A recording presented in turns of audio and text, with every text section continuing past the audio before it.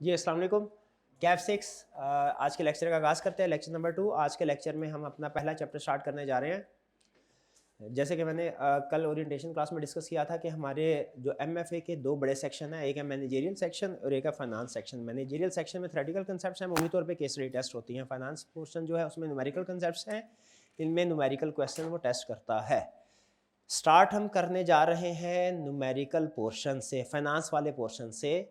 Finance portion ये है chapter 10 से चैप्टर 16 तक हमारा पोर्शन फाइनेंस का है और चैप्टर 1 से चैप्टर 9 तक मैनेजेरियल पोर्शन है। फाइनेंस का जो पोर्शन है, मैंने आपको बताया था कि फाइनेंस में सबसे अहम दो एक्टिविटीज़ होती हैं। नंबर 1 कैश कहाँ से अरेंज किया जाए, नंबर 2 कैश कहाँ पे इन्वेस्ट किया जाए। तो हम पहले अरेंज करने वाली साइड को डिस्कस करने लगे हैं, कैश कहाँ से अरेंज किया जाए। ठीक है, इसमें हमने दो चीज़ें देखनी होती हैं। नंबर 1 हमारे पास ऑप्शंस कितनी हैं जहां से हम पैसे इकट्ठे कर सकते हैं, और नंबर 2 कौन से वाली ऑप्शन हमारे लिए एक्सपेंसिव है, किसकी कॉस्ट हाई है, किसकी कॉस्ट लो है। तो मुझे बताइए, जब हम कॉस्ट कैलकुलेट करेंगे तो हमारी प्रेफरेंस क्या होगी, कौन सी वाली ऑप्शन सेलेक्ट करें। जिससे हमारी कॉस्ट हाई हो रही हो वो ऑप्शन सेलेक्ट करें, या जिससे कॉस्ट लो हो रही हो। लो हो रही हो, शाबाश। ये डिसीजन मेकिंग में हमने डिसाइड करना है। अब दो चीजें हैं हमारी। नंबर 1 हमारे पास सोर्सेज ऑफ फाइनेंस क्या क्या हैं। हमारे पास सोर्सेज ऑफ फाइनेंस का मतलब क्या है, हम कितनी जगहों से पैसा इकट्ठा कर सकते हैं, हमारे पास कितनी ऑप्शंस है पैसे इकट्ठे करने के लिए, सोर्सेज ऑफ फाइनेंस क्या है। और दूसरे स्टेप में हमने ये डिसाइड करना है कि कौन से वाला source of finance less costly है। यानी स्टेप 1 में ऑप्शंस डिस्कस करेंगे और स्टेप 2 में हम उन ऑप्शंस की कॉस्ट कैलकुलेट करेंगे। इसीलिए दो चैप्टर्स हैं हमारे सिलेबस में, चैप्टर 10 और चैप्टर 11। दोनों के टाइटल मैं आपको बताता हूं, आप फिर मुझे बताएंगे कि इन दोनों में किस चैप्टर में क्या डिस्कशन हुई है। एक है चैप्टर 10, इसका टाइटल है सोर्सेज ऑफ फाइनेंस, और एक है दूसरा चैप्टर 11, इसका टाइटल है कॉस्ट ऑफ फाइनेंस। तो बताइए, सोर्सेज ऑफ फाइनेंस में क्या डिस्कस हुआ होगा, कहां से पैसे आ सकते हैं, डिफरेंट ऑप्शंस, डिफरेंट सोर्सेज। और कॉस्ट ऑफ फाइनेंस में उसने क्या सिखाया होगा कि हर फाइनेंस के सोर्स की कॉस्ट कैसे कैलकुलेट करनी है। क्लियर हो गया। चैप्टर 10 और चैप्टर 11 इन दोनों का आपस में रिलेशनशिप क्या है, समझ आ गया। अगर आपको रिलेशनशिप समझ में आया तो मुझे बताइए, पहले चैप्टर 11 पढ़ना चाहिए कि चैप्टर 10। पहले चैप्टर 10 पढ़ना चाहिए। पहले सोर्सेज पता चलेंगे तो फिर हम उनकी कॉस्ट कैलकुलेट करने के काबिल होंगे ना। अच्छा, लेकिन एक चीज ध्यान में रखिएगा, कुछ सोर्सेज ऐसे हैं जो कॉमन है, कुछ सोर्सेज ऐसे सोर्सेज ऑफ फाइनेंस है जो रेयर है। जैसे जो कॉमन सोर्सेज ऑफ फाइनेंस है ना, वो है शेयर और डेट। और जो रेयर सोर्सेज ऑफ फाइनेंस है ना, कभी कभार जो यूज होते हैं एक्सट्रीम सिचुएशन में, वो है other sources of finance. Share और डेट ये भी सोर्सेज ऑफ फाइनेंस है, और अदर सोर्सेज ऑफ फाइनेंस कौन से है, रेयर, लेस कॉमन। ये कॉमन, ये लेस कॉमन, ये कॉमन, ये लेस कॉमन। और फिर इस्लामिक फाइनेंसिंग, यानी बेसिकली जो ज़्यादातर सोर्सेज ऑफ फाइनेंस है ना, वो इंटरेस्ट बेस्ड है। ख़ास तौर पे डेट इंटरेस्ट बेस्ड है। तो इंटरेस्ट को रिप्लेस, अब दुनिया में एक बड़ा जो वर्ल्ड इकोनॉमी का एक बड़ा हिस्सा जो है वो आपको पता है कि इस्लामिक कंट्रीज़ के ऊपर बेस कर रहा है। ठीक है, तो इसीलिए इस्लामिक फाइनेंसिंग भी प्रमोट हो रही है, लोग इस्लामिक फाइनेंसिंग की तरफ भी आ रहे हैं। बल्कि 2008 में क्रेडिट क्राइसिस आया था। क्रेडिट क्राइसिस के बाद जब रिसर्च की तो पता चला इसमें जो ट्रेडिशनल बैंकिंग थी वो तो डिफ़ॉल्ट की ज़्यादा था, लेकिन इस्लामिक बैंकिंग फाइनेंसिस इससे लेस इफेक्टेड थी। इसके बाद से फिर इस्लामिक फाइनेंसिंग जो है ना, इस्लामिक बैंकिंग ये प्रमोट होना शुरू हो गई। अब चूंकि इस्लामिक फाइनेंसिंग भी एक कॉमन सोर्स ऑफ फाइनेंसिंग है, इसलिए उसने हमारे सिलेबस में एक ख़ास हिस्सा इस्लामिक फाइनेंसिंग के ऊपर भी रख दिया। तो ये 1 2 3 4 ये आपको अंदाज़ा हो गया कि चैप्टर 10 सोर्सेज ऑफ फाइनेंस जो है इसमें हम क्या स्टडी करने जा रहे हैं। पहले शेयर्स, ये सोर्स ऑफ फाइनेंस होगा, फिर डेट ये सोर्स ऑफ फाइनेंस होगा, फिर इस्लामिक फाइनेंसिंग होगी, फिर अदर सोर्सेज ऑफ फाइनेंस हो गए। ये ज़रा थोड़े हट के हैं।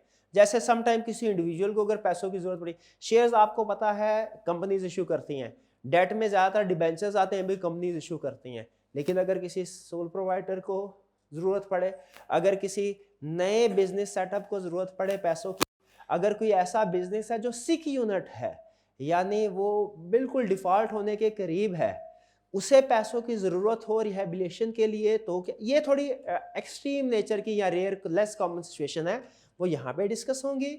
और एंड में वो हमें बताएगा आप कैसे डिसाइड करेंगे कि in different sources of business में, सोर्सेज ऑफ फाइनेंस में कौन से वाला सोर्स अहम है।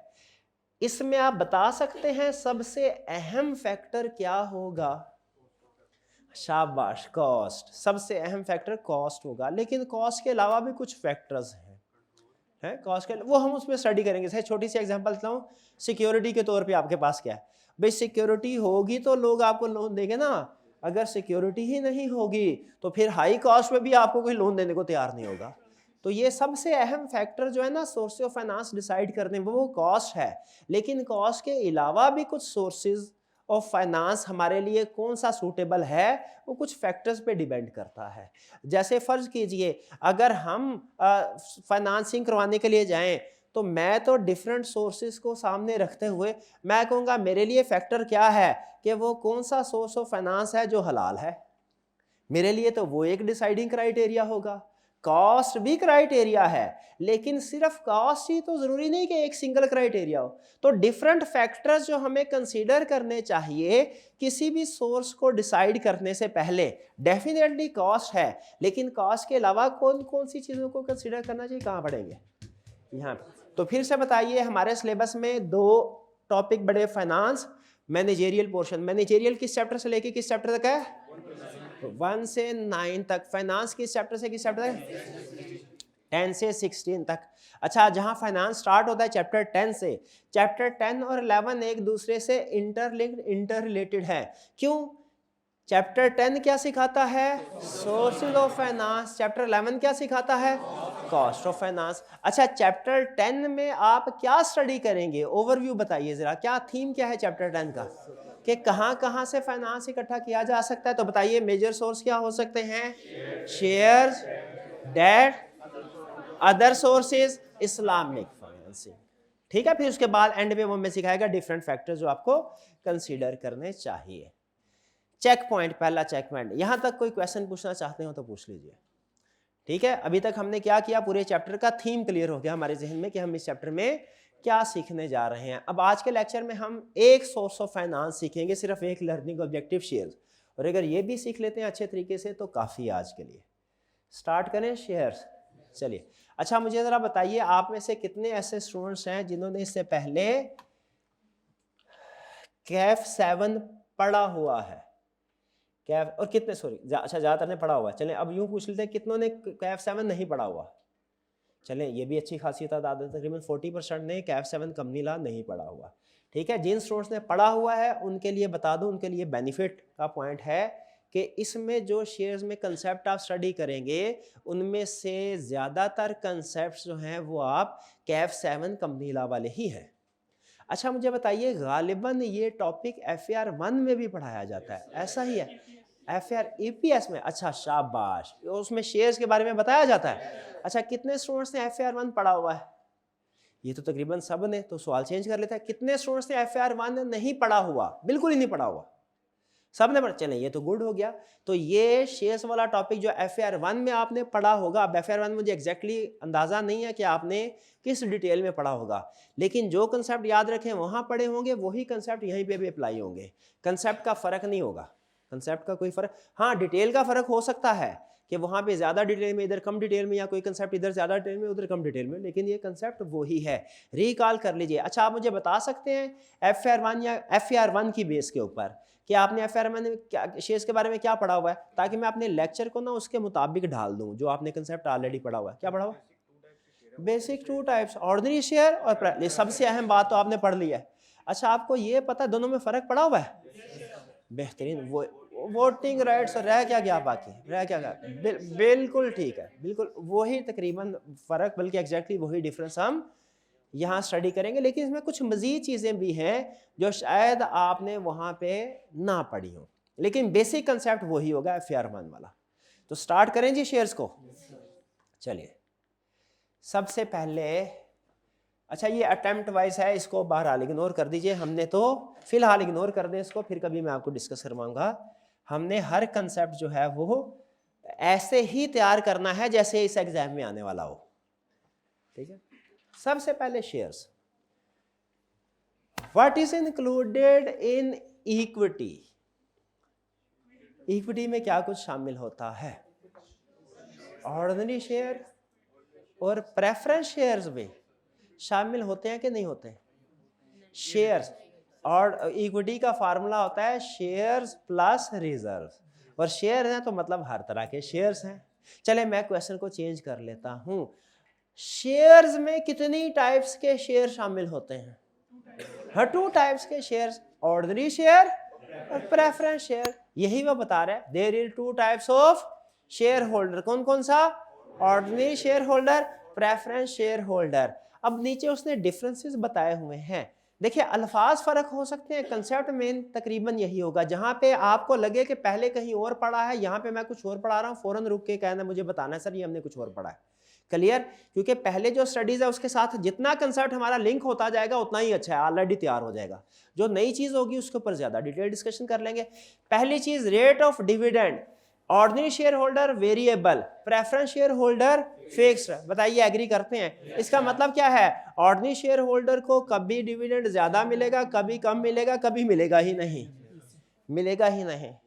एक कंपनी के मिलर ट्रैक्टर के शेयर्स मैंने साल पहले खरीदे, जब खरीदे उसके बाद 2-3 महीने के अंदर धड़ाधड़ डिविडेंड भी मिला, बोनस शेयर्स भी मिले, फिर उसके बाद तकरीबन कोई 8-9 महीने के बाद जाके 2 दिन पहले दोबारा डिविडेंड मिला। कंफर्म तो नहीं है, सर्टन नहीं है अगला डिविडेंड कब मिलेगा, मे बी 2 महीने बाद मिले, मे बी 2 साल तक ना मिले, ठीक है। तो जो ऑर्डिनरी शेयर होल्डर्स होते हैं इनमें डिविडेंड वेरिएबल भी होता है और अनसर्टन भी होता है, पता नहीं मिलेगा कि नहीं मिलेगा। लेकिन अगर प्रेफरेंस शेयर्स खरीदे उनमें आपको टाइमिंग भी सर्टन होती है और अमाउंट भी सर्टन होती है। ये सिर्फ समझ लीजिए डिबेंचर की एक रिफाइंड शक्ल है, डिबेंचर की एक रिफाइंड, लेकिन बहरहाल लीगली फर्क है और फाइनेंस पॉइंट ऑफ व्यू से भी फर्क है, फर्क। तो इसमें ये डिबेंचर से फर्क है, डिबेंचर प्रेफरेंस शेयर और चीज है, डिबेंचर्स और चीज है। तो अगर प्रेफरेंस शेयर है इनमें रेट ऑफ डिविडेंड फिक्स रहता है। अच्छा, और इसके साथ जब ये नोट्स आपको भी थोड़ी देर में मिले तो आपने इस पॉइंट के साथ ट्रिपल स्टेरिक मार्क कर लेना है। ये जो चैप्टर्स है ना इसमें हर कंसेप्ट चैप्टर 11 में यूज नहीं होगा, मैंने पहले बता दिया, हर कंसेप्ट नहीं, कुछ जो कॉमन जैसे शेयर और डेट्स वाले ज्यादातर यूज होंगे, बाकी यूज नहीं होंगे। शेयर और डेट्स में भी हर कंसेप्ट यूज नहीं होगा। तो वो कंसेप्ट जो खास तौर पे नेक्स्ट चैप्टर 11 में यूज होना है, ट्रिपल स्टेरिक मार्क करवा रहा हूं ये। इसका मतलब क्या हुआ? इसका मतलब ये हुआ कि जब आप ऑर्डिनरी शेयर की कॉस्ट कैलकुलेट कर रहे होंगे, किसी साल में डिविडेंड कम होगा, किसी साल में डिविडेंड ज्यादा होगा, किसी साल में हो सकता है हो ही नहीं। लेकिन जब प्रेफरेंस शेयर की कॉस्ट कैलकुलेट कर रहे होंगे तो फिर वो फिक्स्ड डिविडेंड रहेगा, फिक्स्ड डिविडेंड रहेगा हर साल में। यानी फिक्स्ड डिविडेंड उसको हम कोई पता नहीं एन्युटी का नाम देते थे, फिक्स, जब आउटफ्लो इनफ्लो हर साल फिक्स रहे उसे एन्युटी नहीं देते थे। अच्छा अभी मुझे कंफर्म नहीं है लेकिन इस फर्क से लग रहा है, देखें इजाजत दे तो चैप्टर 11 की भी बेस साथ साथ डेवलप करता जाऊं क्योंकि कंसेप्ट इजी है। अच्छा मुझे लग रहा है जब हम नेक्स्ट चैप्टर में जाके ऑर्डिनरी शेयर की कॉस्ट कैलकुलेट करेंगे और प्रेफरेंस शेयर की कॉस्ट कैलकुलेट करेंगे तो मुझे लग रहा है प्रेफरेंस शेयर की कॉस्ट कैलकुलेट करना आसान होगा, आसान, क्योंकि इसमें हर साल फिक्स्ड डिविडेंड होगा। एक ही फार्मूला लगा के एनएमडी का चल, लेकिन जो ऑर्डिनरी शेयर होल्डर्स होंगे ना, ऑर्डिनरी शेयर, इसकी जब कॉस्ट कैलकुलेट करेंगे ये थोड़ा मुश्किल काम होगा। मुश्किल काम क्यों होगा भला? क्योंकि हर साल डिविडेंड चेंज होगा, ये कोई चक्कर चलाना पड़ेगा इसका। एनवीडी का फार्मूला ऑर्डिनरी शेयर होल्डर पे नहीं लगेगा, प्रेफरेंस शेयर होल्डर्स पे लग। भाई एग्री करते हैं? चलें, बहरहाल बाकी फिर बाद में डिस्कस करेंगे। फिलहाल अभी ये डिफरेंस क्लियर हो गया, आगे चलते हैं। पेमेंट ऑफ डिविडेंड पहले प्रेफरेंस शेयर होल्डर, उसी लिए तो उन्हें प्रेफरेंस कहते हैं, बाद में ऑर्डिनरी शेयर होल्डर को मिलेगी। क्लियर?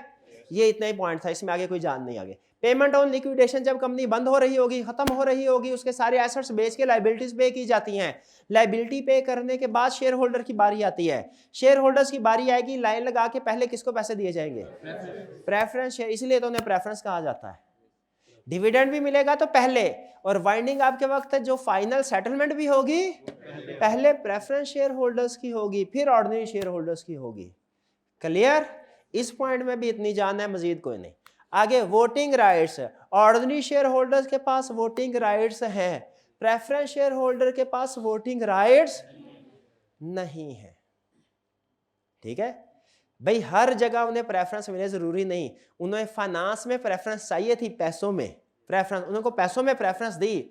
डिसीजन मेकिंग में हमने पावर अपने पास रखी है। ऐसे ही होता है ना, गिव एंड टेक होता है ना, गिव एंड टेक। ये दो प्रेफरेंस शेयर टेक कर रहे हैं, ये गिव कर रहे हैं, गिव कर रहे हैं। फाइनेंशियल ट्रांजैक्शन ऐसी होती है, गिव एंड टेक। क्लियर हो गया डिफरेंस? इसमें सबसे अहम चीज है हमारी rate of dividend. Check point यहाँ पे क्लियर हुआ तो मुझे बताइए, कोई प्रॉब्लम? अर्लियर स्टडीज के साथ कंसिस्टेंट है ये बात आपके? आगे चलते हैं। ये फिक्स्ड वेरिएबल मेरे भाई, ये बात जरूर याद रखिएगा, आगे चल के मेरे लिए बड़ी आसानी हो जाएगी चैप्टर 11 में। Next, features of shares. Features of share, share के फीचर्स क्या, खसूसियात क्या है? Share holders earn two types of return. Share holder earn two type of return. अच्छा मुझे बताइए कि मैंने एक कंपनी के शेयर्स खरीदा, सच में शेयर्स खरीद के रखे हुए हैं, उसने मुझे 1.5 साल हो गया है कोई डिविडेंड नहीं दिया, लेकिन स्टिल मैंने उसको रखा हुआ है। हाँ, कैपिटल एप्री, क्योंकि उसकी शेयर प्राइस बढ़ रही है। मुझे डिविडेंड नहीं भी मिल रहा ना हर साल, मुझे परेशानी नहीं है, क्योंकि उसकी शेयर प्राइस बढ़ रही है। कभी कभी कम भी हो जाती है, स्टॉक है मार्केट गिरती है, कम हो जाती है, लेकिन जब लिए थे, अच्छा मुझे बताइए, जब मैंने शेयर्स लिए थे उस वक्त स्टॉक एक्सचेंज थी तकरीबन 48,000 के लगभग, 48,000 इंडेक्स। अब मेरा हाल है 62-3 के लगभग है गालबन। ठीक है, अब मुझे बताइए 48,000 जब इंडेक्स था, अब 62,000 इंडेक्स है। अगर मेरा शेयर एवरेज शेयर है मार्केट का, तो इसकी प्राइस कितनी बड़ी होगी 1.5 साल में? बताइए, कैलकुलेट कीजिए। नहीं, 14,000 तो स्टॉक एक्सचेंज के पॉइंट्स है, परसेंटेज में बताइए, परसेंटेज में कैलकुलेट करें, कैलकुलेट करें, मुझे पता चले मेरी इन्वेस्टमेंट प्रॉफिटेबल है भी कि नहीं। प्रॉफिटेबल, क्योंकि अगर मैं उतने ही पैसे अगर बैंक में जमा करवाता ना, तो 1 साल का तकरीबन 20% बैंक लेता है, देता नहीं है। ये आपको पता है कि नहीं पता? इन्होंने कहा सर 20% आजकल रेट चल रहा है। मैंने कहा 20% रेट बोरिंग पे चल रहा है, बैंक का लेने का रेट और होता है, देने का रेट और होता है। ये आपको पता है ना, बोरिंग पे रेट और होता है, डिपॉजिट पे रेट और होता है, तो पता है? हाँ, ये तो आपको पता है, लेकिन अगली बात नहीं पता होगी क्या? अगर डॉलर मार्केट में खरीदने के लिए जाए ना तो रेट और होता है, और अगर बेचने के लिए जाएं रेट और होता है। बाइंग रेट और है, सेलिंग रेट, ये पता है आपको? अच्छा एक मिनट, है ये तो हमारा फिर चैप्टर 13 भी तैयार हो रहा है, रिस्क मैनेजमेंट वाला। फिर से क्या आपको ये पता है कि बैंक के पास जब जाएं तो बोरोइंग रेट कुछ और होता है और डिपॉजिट रेट कुछ और होता है? ये पता है आपको? लिख लें, आपने बाद में मुकर जाने के सर, आपने लिख लें। और क्या आपको ये पता है, अगर फॉरेन करेंसी यानी डॉलर मार्केट में खरीदने के लिए जाएं तो रेट कुछ और होगा, अगर बेचने के लिए जाएं तो रेट कुछ और होगा? ये पता है? ये भी लिख लें, इसके साथ ब्रैकेट में लिख दीजिएगा चैप्टर 13।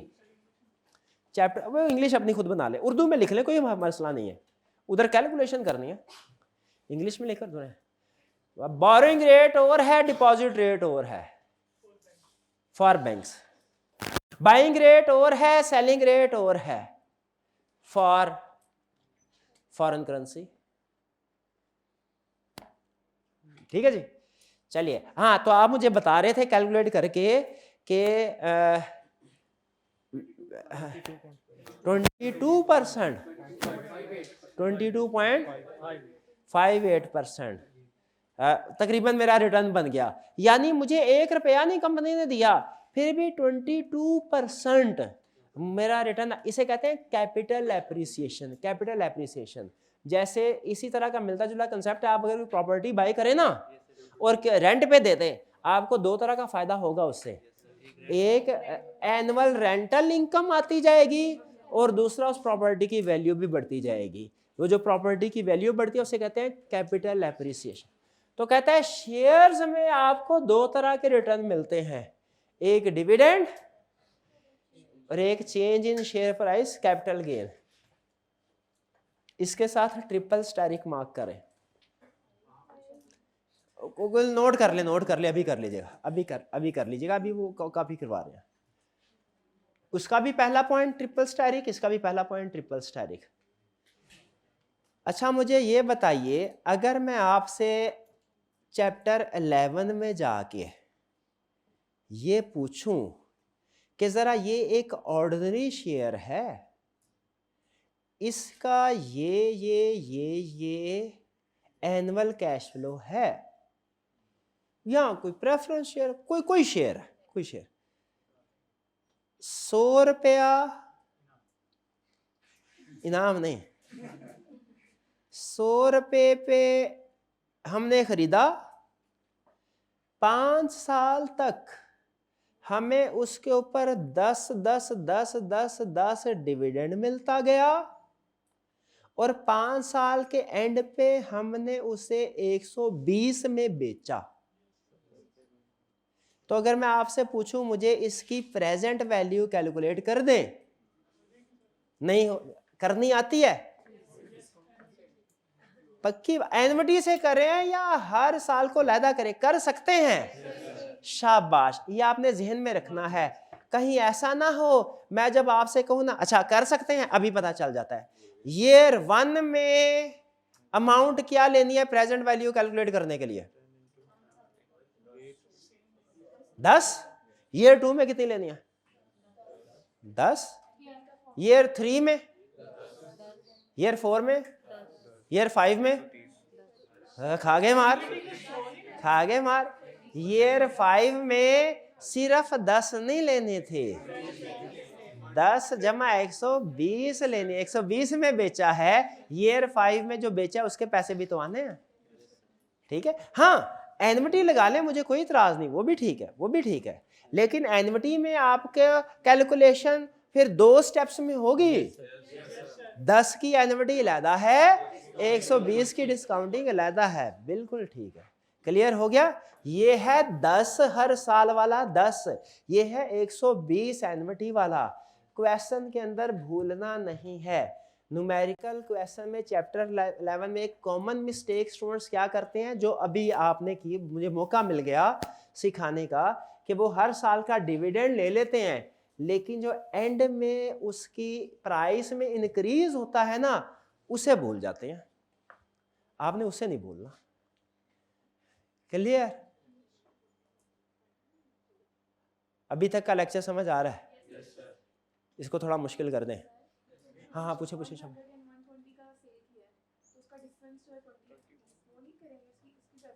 हाँ प्रेजेंट वैल्यू याद रखें, 2 टर्म्स हैं, एक है प्रॉफिट, एक है कैश।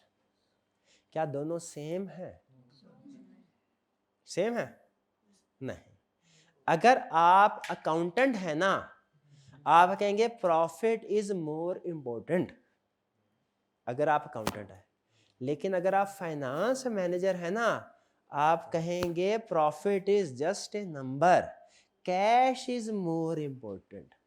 फाइनेंस का रूल याद रखें, पूरी की पूरी फाइनेंस का, कैश इज मोर इम्पोर्टेंट, लिख लें, कैश इज मोर इम्पोर्टेंट। हम जो कैलकुलेशंस करते हैं ना, हम अकाउंटिंग के रूल्स को साइड पे रख देते हैं, हम फाइनेंस के रूल्स को सीखते हैं। बहुत अहम कंसेप्ट है फाइनेंस के रूल्स के। और फाइनेंस क्या कहती है? वो कहती है प्रॉफिट साइड पे कैश। तो आप अक्सर देखेंगे मैं इनकम और एक्सपेंस की टर्म यूज नहीं करूंगा, मैं टर्म यूज करूंगा inflow outflow. Inflow cash inflow, cash outflow, cash inflow, cash outflow, ये टर्म यूज करूंगा। मैं प्रॉफिट की, इनकम एक्सपेंस की टर्म यूज नहीं करूंगा। हालांकि एज अकाउंटेंट आप इस टर्म के साथ ज्यादा कंफर्टेबल होंगे, लेकिन फाइनेंस में टर्म्स कौन सी यूज होनी है?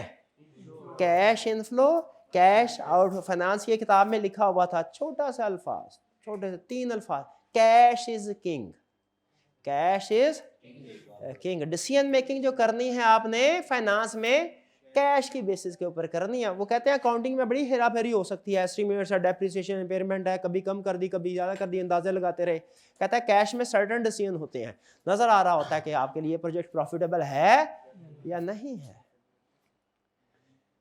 भाई ये बात समझ आ गई? शेयर होल्डर्स 2 तरह का रिटर्न लेते हैं। इसका मतलब है जब हम कॉस्ट ऑफ शेयर्स कैलकुलेट कर रहे होंगे चैप्टर 11 में, क्या सिर्फ कॉस्ट ऑफ शेयर्स कैलकुलेट करते हुए डिविडेंड रेलिवेंट है या शेयर प्राइस भी रेलिवेंट है? ये असूल याद रखना है आपने। आगे चलते हैं। Cost of share is higher as compare to debt because debt की निस्बत कॉस्ट। अच्छा, थोड़ी देर के लिए देखिए, फाइनेंस पढ़ते हुए ना, फाइनेंस है जाहिर है इसमें जहाँ पे इस्लामिक प्रिंसिपल डिस्कस करेगा वहाँ पे हम भी डिस्कस करेंगे। जहाँ पे वो इस्लामिक प्रिंसिपल डिस्कस नहीं करेगा, हम थोड़ी देर के लिए सिर्फ उस कंसेप्ट को सीखने के लिए वो प्रिंसिपल साइड पे कर देंगे। इग्नोर थोड़ी देर के लिए कीजिए, रिलीजियस एस्पेक्ट्स को इग्नोर कर दीजिए। आपके पास 2 ऑप्शंस हैं। नंबर 1, एक बैंक में अपनी इन्वेस्टमेंट है 1 करोड़ की आपकी, वो जमा करवा सकते हैं, बैंक आपको 10% इंटरेस्ट देगा। दूसरी ऑप्शन आपके पास ये है कि आप किसी बिजनेस में इन्वेस्टमेंट कर सकते हैं, बिजनेस में से भी 10% रिटर्न एक्सपेक्टेड है, लेकिन मे भी हो मे भी ना हो। कहाँ? बैंक। शाबाश शाबाश, बैंक। और ये आप नहीं बल्कि मार्केट में जो ज्यादातर शेयर होल्डर्स है ना, शेयर होल्डर, उनकी साइकी ये होती है, mostly share holder dislike risk, risk averse होते हैं, रिस्क को लाइक नहीं करते। ठीक है, एक और छोटी सी एग्जांपल से आपको ये कंसेप्ट एक्सप्लेन करता हूं। आपके पास 2 कंपनीज हैं, एक है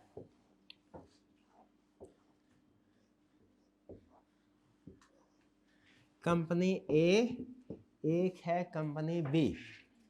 ठीक है, इस कंपनी का profit year 1, year 2, year 3 profit 500, फिर इसके बाद 400, 500, 300, 100।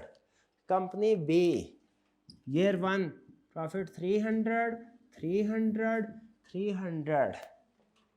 एवरेज दोनों की सेम है।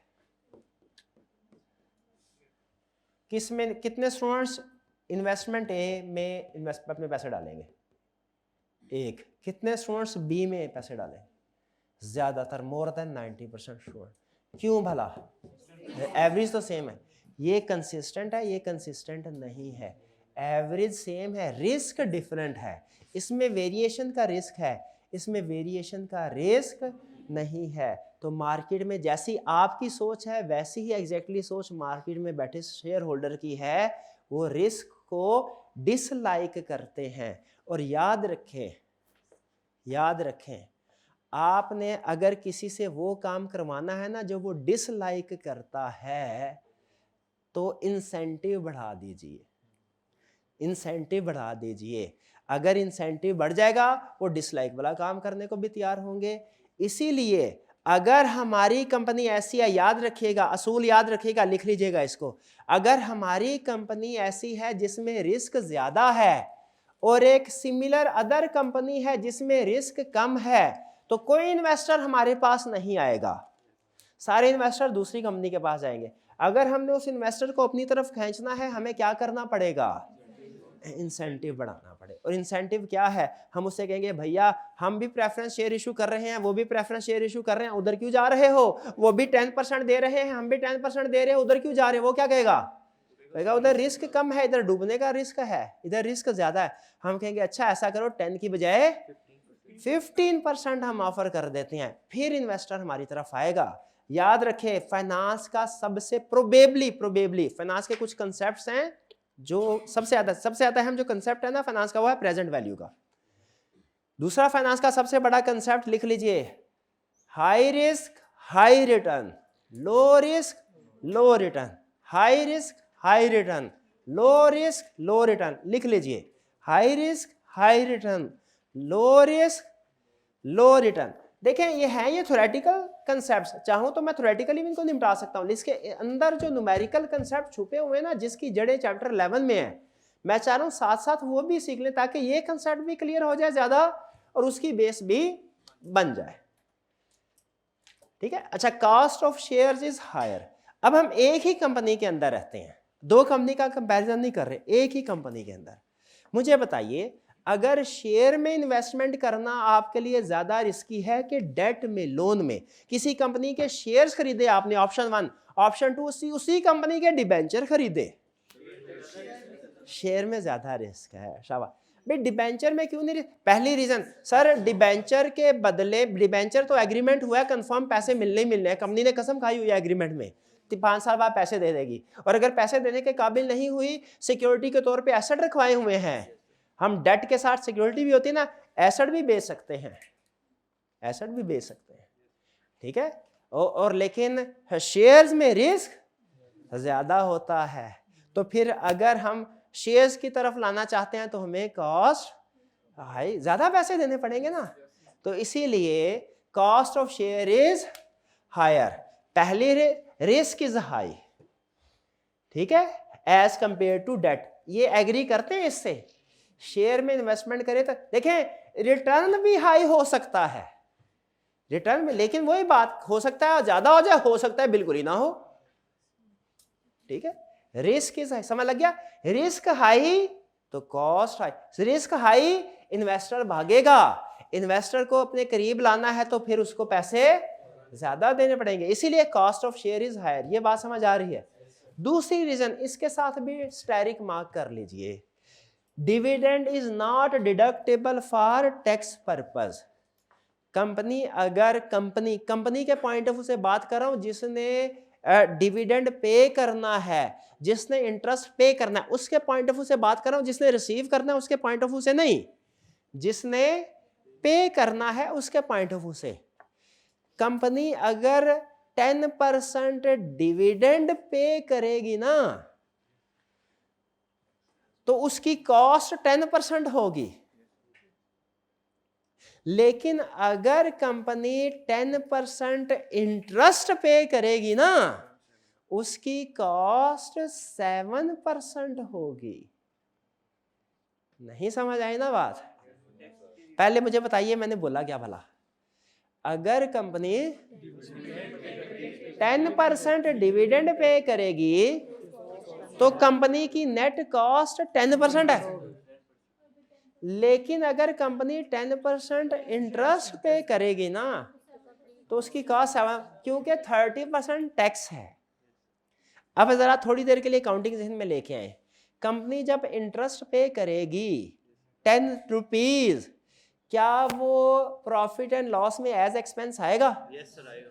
उसकी वजह से प्रॉफिट कम होगा, यस सर। कितने रुपए से कम होगा? 10 रुपए से।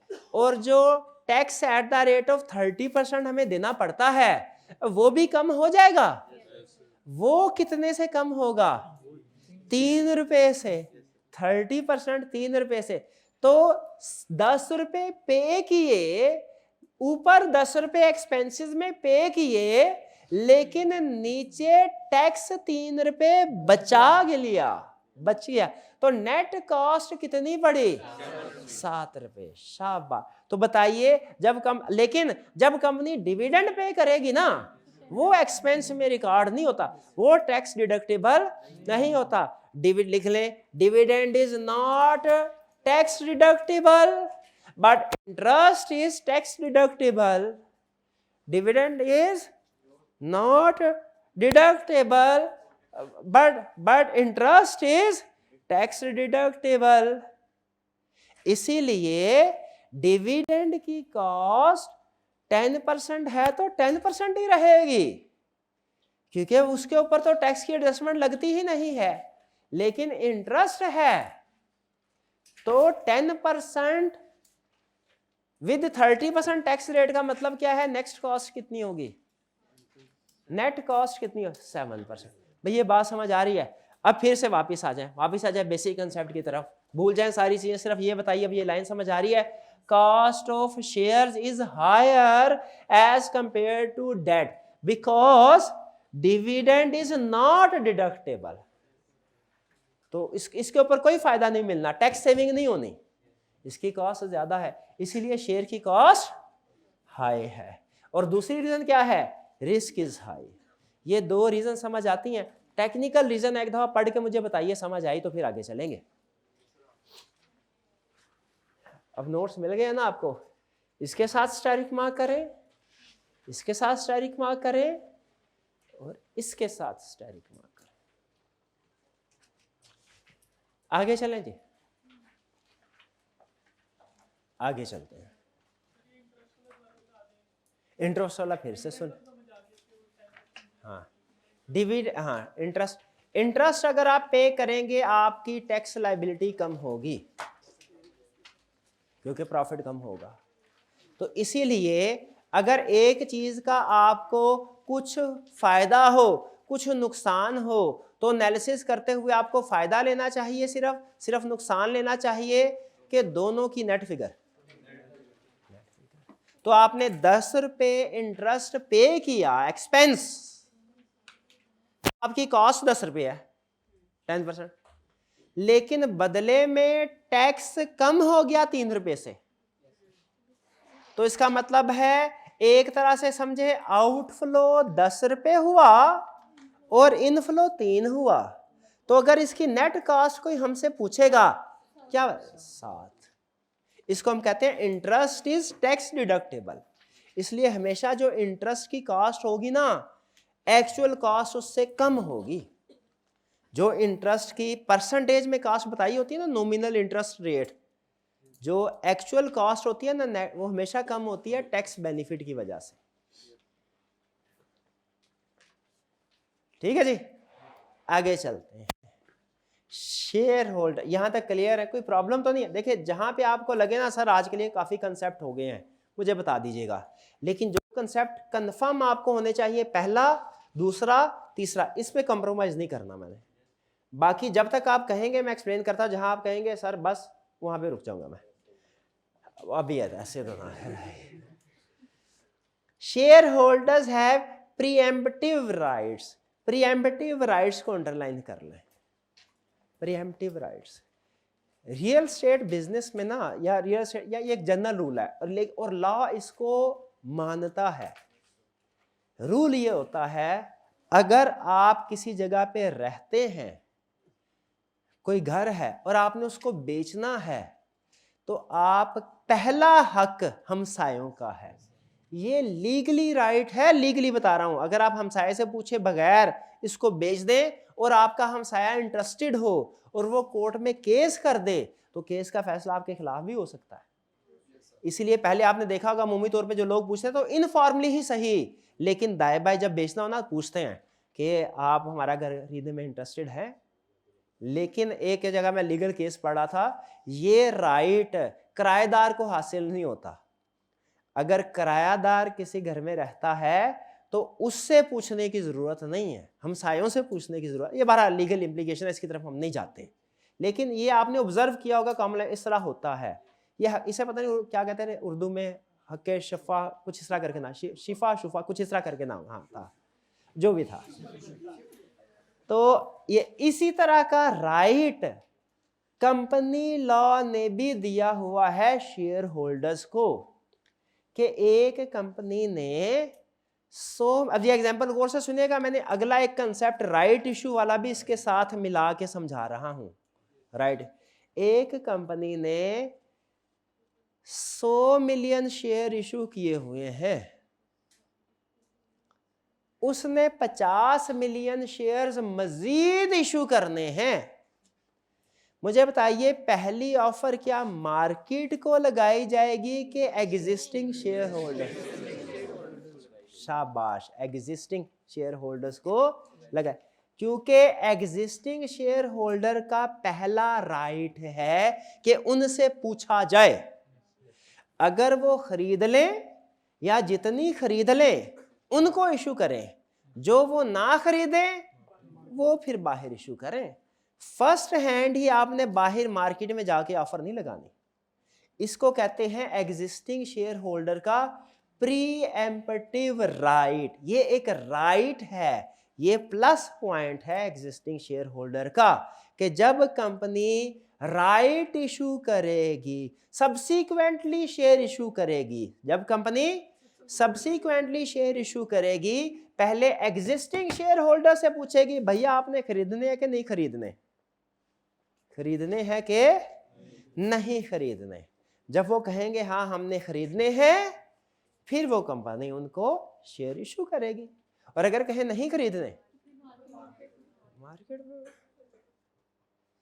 ठीक है। इसको कहते हैं preemptive right. Further shares, further initial नहीं, further share are first offer to existing share holders. फिर अगला कंसेप्ट ये है कि अगर वो एक्सेप्ट कर ले उनको शेयर इशू करो, रिजेक्ट कर दे, जितने रिजेक्ट किए वो मार्केट में शेयर। तो फीचर ऑफ शेयर में ये प्रीएम्प्टिव, इसी से कंसेप्ट निकलता है राइट इशू का। क्योंकि इस राइट प्रीएम्प्टिव राइट की वजह से कंपनी का जब भी फर्दर इशू होता है ना, उससे हम ये नहीं कहते इशू ऑफ शेयर्स, उसे क्या कहते हैं? Right issue of share. उसे राइट इशू क्यों कहते हैं भला? क्योंकि वो पहले एग्जिस्टिंग शेयर होल्डर को ऑफर किया जाता है, उनका प्रीएम्प्टिव राइट है। इस वजह से प्रीएम्प्टिव राइट की वजह से उसे राइट इशू कहा जाता है। समझ आई बात की? आगे चलते हैं, आगे चल के रिपीट करते हैं। बिल्कुल ये राइट के साथ दोबारा रिपीट। पहले मुझे बताएं, इतनी समझ आ गई, जब भी नया शेयर इशू करना है एग्जिस्टिंग शेयर होल्डर को ऑफर करना है, इस राइट को, एग्जिस्टिंग होल्डर के इस राइट को क्या कहते हैं? Preemptive right. यही कंसेप्ट है। फर्दर इससे आगे डिस्कस होंगे। फिर इशुएंस या flotation cost of equity is higher as compare to debt. मुझे जरा सोच के बताइए कि शेयर इशू करना आसान है कि बैंक से जाके लोन लेना? एक दिन में, बल्कि वो टीवी पे ऐड आती होती है 45 मिनट में आ गया, तो जाता है बंदा ज्वेलरी लेके, वो उधर ही बैठ के तोलते हैं, उधर बांटता ज्वेलर बैठा होता है, 45 मिनट के अंदर चेक दे देते हैं लोन का। टीवी पे ऐड आती थी। मुंह में प्रैक्टिकली इतना टाइम तो नहीं लगता, लेकिन सेम डे में लोन मिल भी जाया करता है। लोन लेना, लेकिन अगर आपने शेयर इशू करने हो ना, कैफ 7 कंपनी लॉ में आपने पढ़ा होगा या पढ़ेंगे, आपने प्रॉस्पेक्टस इशू करना बाद की बात होती है। उससे पहले आपने क्लियरेंस लेनी, स्टॉक एक्सचेंज से अप्रूवल लेनी है, कमीशन से, फिर उसके बाद प्रॉस्पेक्टस प्रिपेयर करना है, उसकी रिक्वायरमेंट अवेलेबल करना है, डिफरेंट प्लेसेस पे इशू करना है, एप्लीकेशन लेनी है, फिर अंडर सब्सक्रिप्शन, ओवर सब्सक्रिप्शन, उसके बाद अलहदा बैलेटिंग, अलहदा शेयर इशू करने हैं। लंबा चौड़ा काम है। 3-4 महीने कहीं नहीं गए, और ये सिर्फ टाइम बता रहा हूँ, एफर्ट अलहदा है। इसलिए अमूमी तौर पे शेयर वाली ऑप्शन आगे आप चल के देखेंगे, सूटेबिलिटी है ना फैक्टर्स, उसमें एक है आपको कितने पीरियड के लिए और कितना लोन चाहिए। अगर ज्यादा अरसे के लिए और बड़ा लोन चाहिए, शेयर्स की तरफ जाओ। अगर थोड़े अरसे के लिए कम अमाउंट का लोन चाहिए, डेट की तरफ जाओ। एग्री करते हैं इस फैक्टर से? तो ये कह रहा है इशुएंस कॉस्ट ऑफ इक्विटी, यानी शेयर को इशू करने की कॉस्ट हाई होती है क्योंकि बेतहाशा लीगल रिक्वायरमेंट्स हैं। देन दैट बैंक के पास जाएंगे, सेम डे में भी लोन मिल जाता है। हाँ ज्यादा हो तो प्रोसेसिंग होती है, फाइलिंग शाइलिंग होती है, लेकिन वो भी महीने के अंदर अंदर काम हो जाता है। और उसमें बहुत ज्यादा पार्टीज भी इन्वॉल्व नहीं होती, 2 पार्टीज इन्वॉल्व है, बोरोअर कंपनी और बैंक। इसमें पता नहीं कितने बैलेटर होता है, कमीशन होता है, रजिस्ट्रार होता है, एक्सपर्ट होते हैं, बाज़ औक़ात डायरेक्टर्स होते हैं, और फिर बैंकर्स पैसे जिनके थ्रू कलेक्ट करने हैं, और फिर शेयर रजिस्ट्रार पता नहीं क्या बेतहाशा लोग इन्वॉल्व होते हैं। और आपको इंफॉर्मेशन भी, और सबसे बड़ा मसला पता क्या है, जब आप शेयर इशू करते हैं आप जनरल पब्लिक को सारी इंफॉर्मेशन डिस्क्लोज करना पड़ती है। प्रॉस्पेक्ट कंपनी लॉ में लिखा हुआ है कि जब आपने प्रॉस्पेक्टस इशू करना है उसके अंदर ये इंफॉर्मेशन आनी चाहिए। लेकिन जब बैंक के पास जाते हैं ना तो हमें इंफॉर्मेशन डिस्क्लोज नहीं करना पड़ती, सिर्फ बैंक को बताना पड़ता है और किसी को डिस्क्लोज नहीं। यानी यूं कह सकते हैं डेट के केस में डिस्क्लोजर लिमिटेड है, जबकि इक्विटी के शेयर्स के केस में पब्लिक के साथ हमें कॉन्फिडेंशियल इंफॉर्मेशन भी शेयर करना पड़ती है। ताकि देखिए लॉ ने असल में ना इस शेयर करने वाली बात से जनरल पब्लिक को प्रोटेक्ट किया है, ताकि वो ऊंच नीच देख के सारी हिसाब किताब लगा के कि हमें वारा खाता है कि ये शेयर फिर खरीद सकें। लेकिन कंपनी तो गई ना, शेयर होल्डर तो सिक्योर हो गया, कंपनी को तो बहुत सी इंफॉर्मेशन शेयर करना पड़ जाती है और टाइम भी लगता है। बहरहाल तो एग्री करते हैं कि शेयर की इश्यूएंस या फ्लोटेशन कास्ट हाई है डेट की निस्बत। चलिए आगे करते हैं मेथड्स ऑफ फ्लोटेशन। फ्लोटेशन का मतलब क्या है? फ्लोट करना मतलब इशू करना। मार्केट में 100 मिलियन शेयर फ्लोट कर दो, इसका मतलब क्या है? शेयर इशू कर दो। अब इसकी डिफरेंट फॉर्म हो सकती हैं। एक है पब्लिक ऑफरिंग, एक है प्राइवेट प्लेसमेंट। अब अगेन अगर आपने कंपनी लॉ पढ़ा हुआ है तो उसमें ये टर्म्स यूज होती हैं कि अगर आपने जनरल पब्लिक को शेयर इशू करने हैं पब्लिक ऑफरिंग तो आपको प्रॉस्पेक्टस इशू करना होता है, प्राइवेट प्लेसमेंट है तो अच्छा। अब जरा थोड़े सा चीजें फाइनेंस के पॉइंट ऑफ व्यू से समझ लीजिए। एक होती है stock exchange, Pakistan stock exchange है जैसे, ठीक है, वो उसके डिफरेंट टर्मिनल्स हैं, लाहौर स्टॉक एक्सचेंज है, इस्लामाबाद है, कराची है। ओवरऑल जो है स्ट्रक्चर ये पाकिस्तान स्टॉक एक्सचेंज कहलाता है। पाकिस्तान स्टॉक एक्सचेंज ऑफिशियल है। अच्छा, बल्कि उससे पहले एक सिंपल एग्जांपल से स्टार्ट करते हैं। ईद करीब आ रही है, मेरे को 100 के नए नोट्स चाहिए, मुझे कहाँ से मिलेंगे? हाँ, कमर्शियल बैंक से मिलेंगे। लेकिन कमर्शियल बैंक्स जो हैं ये कहाँ से लेते हैं नए नोट? स्टेट बैंक से, ठीक है। और बाज़ औक़ात हम भी स्टेट बैंक में जाके डीलिंग कर सकते हैं। एक दफ़ा कोई पुराने ज़माने के बाद प्राइस बॉन्ड था, प्राइस बॉन्ड इनाम निकला तो फिर स्टेट बैंक से जाके कलेक्ट करवाया। तो फ्रेश नोट्स बैंक, या यूँ समझ लीजिए कि बैंकों का बैंक स्टेट बैंक जो है इससे भी हम ले सकते हैं, ठीक है। लेकिन इसमें अच्छी बात है क्या, इसके रेट स्टैंडर्डाइज्ड होते हैं। ये अगर 100 की कॉपी लेनी है आपने, 100 नोट होते हैं, 100,000, 10,000, ये आपसे 10,000 लेगा और 100 वाली कॉपी देगा, ऊपर पैसे नहीं लेगा। ये भी एक मार्केट है, ये भी एक जिसमें एक प्रोडक्ट फ्रेश नोट्स अवेलेबल हैं, लेकिन इसके रेट स्टैंडर्डाइज्ड हैं। जब अगर आपने ये जो लाहौर में है, हाँ ये जीपीओ के करीब इधर पाकिस्तान स्टॉक, ये सॉरी पाकिस्तान स्टॉक से कह रहा हूँ, state bank of Pakistan building का भी विजिट किया हो तो इसकी जो छोटी सड़क वाली साइड है ना, उसके साथ बहुत से लोग घूम फिर रहे होते हैं, आप फ्रेश नोट्स की कॉपी हाथ में पकड़ के, कभी देखा है आपने? हाँ, वो पकड़े, आप उनके करीब जाए ना तो कहते हैं सर फ्रेश नोट्स चाहिए, हम कहते हैं चाहिए, वो कहते हैं सर लीजिए, लेकिन वो स्टैंडर्ड रेट पे नहीं देंगे, ब्लैक कह लें उसको। हाँ, 10,100 पे पुरानी बात होगी भैया, अब 10,700 पे, 10,800, अच्छा 10 साल पहले, हाँ जी बात, 10,700, 800 इसके ऊपर देंगे, या बार्गेनिंग करके आप 100-200 कम कर सकते हैं, ऐसा ही है। ये भी एक देखिए सेम प्रोडक्ट है, ये मार्केट के अंदर से भी आपको मिल सकती है, मार्केट के बाहर से भी मिल सकती है। मार्केट के अंदर से अगर लें, अब ये चूंकि हमारा स्टॉक एक्सचेंज में भी इसी तरह का सिस्टम होता है, ये तो मैंने आपको स्टेट बैंक की एग्जांपल दी ना, जो स्टेट बैंक का केस है वही स्टॉक एक्सचेंज का भी केस है। जो प्रोडक्ट आपको स्टॉक एक्सचेंज के अंदर से मिल सकती है, वही फाइनेंसिंग, वही प्रोडक्ट आपको स्टॉक एक्सचेंज से बाहर या हट के भी मिल सकती है। उसे बाज़ औक़ात दो नाम है, दो नाम, बाज़ औक़ात उसे कहा जाता है जो बाहिर होती है, एक तो मेन स्टॉक एक्सचेंज है, उसको तो हम स्टॉक एक्सचेंज कहेंगे, जो बाहिर होती है ना उसे कहते हैं over the counter market, OTC market, over the counter. क्योंकि वहाँ पे वो ना फॉरेन कंट्रीज में अगर आपने फाइनेंसिंग करवानी होती थी ना तो स्टॉक एक्सचेंज में भी करवा सकते थे और बाहर भी ये लोग बैठे होते थे, थड़ा लगा के, बाकायदा थड़ा लगा के बैठे होते थे, बेंच वगैरह लगा के, वहाँ से नाम पड़ा ओवर द काउंटर मार्केट। तो बाज़ औक़ात ऐसा होता है स्टॉक एक्सचेंज में किसी वजह से हमारी उधर कोई नहीं सुनता, क्योंकि शायद हमारी कंपनी छोटी है, वो कहते हैं भाई इधर बड़ा काम होता है, छोटा काम नहीं होता, आप निकल जाओ बाहर, जो थड़े पे लोग बैठे हैं आप भी उनके साथ डील कर लो।